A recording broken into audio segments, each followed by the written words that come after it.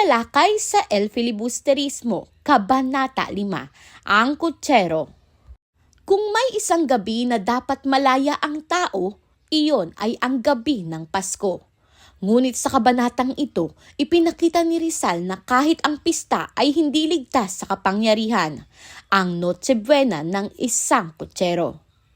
Hindi tinanong ng sistema kung masaya ka, ang mahalaga ay sumusunod ka. Ito ang tahimik na karahasan ng kolonyalismo, hindi palaging palo, kundi pagkondisyon ng takot.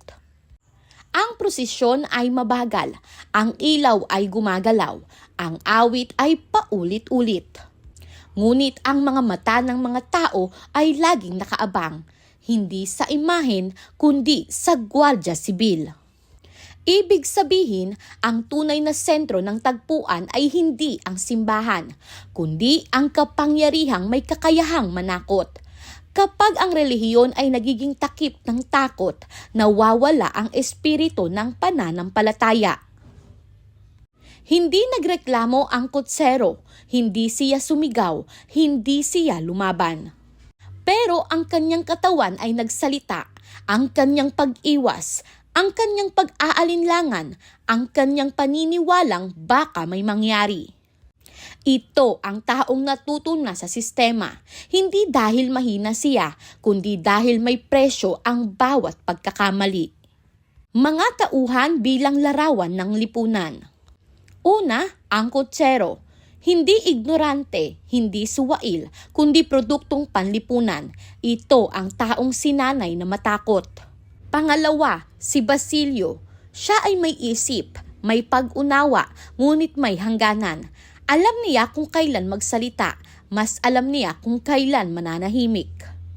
Ang pangatlo ay si Kapitan Basilio. Hindi siya masama, ngunit hindi rin lumalaban. Ang kanyang kaligtasan ay nasa pakikipaglapit, hindi sa pagtutol. Dito ipinapakita ni Rizal, hindi lahat ng problema ay sanhi ng kasamaan. Minsan, ito ay bunga ng pakikiayon. Mga simbolismo sa kabanata. Una, parol at ilaw. Sa literal, ito ay liwanag ng Pasko. Sa lipunan, ito ay liwanag na hindi umaabot sa katotohanan. May ilaw pero hindi malinaw. Pangalawa, mga alamat at paniniwala. Sa literal, ito ay kwento ng pananampalataya. Sa sistema, ito ay gamit upang huwag magtanong. Kapag ang tao ay abala sa paniniwala, hindi niya napapansin ang pang-aabuso. Ang pananaw at paninindigan ni Rizal. Hindi sinasabi ni Rizal na mali ang relihiyon. Ang kanyang tinutuligsa ay ang paggamit nito. Kapag ang pananampalataya ay ginamit upang patahimikin ang tanong, ito ay nagiging kasangkapan ng kapangyarihan. Tandaan, ang tahimik na lipunan ay hindi laging mapayapa. Minsan, ito ay natutong matakot. Sa panahon ng Kastila, ang kapangyarihan ay hindi lang baril at batas, kundi paniniwala, takot at ideyang ganyan na talaga.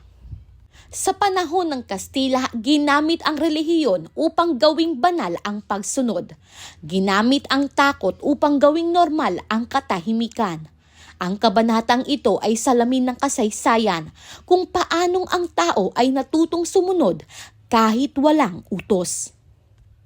Sa Aralin 5, ipinakita ni Rizal kung paano gumagana ang kapangyarihan sa pinakamababa nitong antas. Isang kutsero ang pinarusahan, hindi dahil sa mabigay ang paliwanag. Ang mahalaga, may masunod. Ngayon, tanungin natin ang ating mga sarili. May mga pagkakataon bang sinabihan tayong ganito na lang? Huwag ka nang makialam para sa kaayusan. May mga pagkakataon ba ngayon na mas pinipili nating manahimik kaysa magtanong? May mga paniniwala ba tayong sinusunod kahit hindi natin alam kung bakit?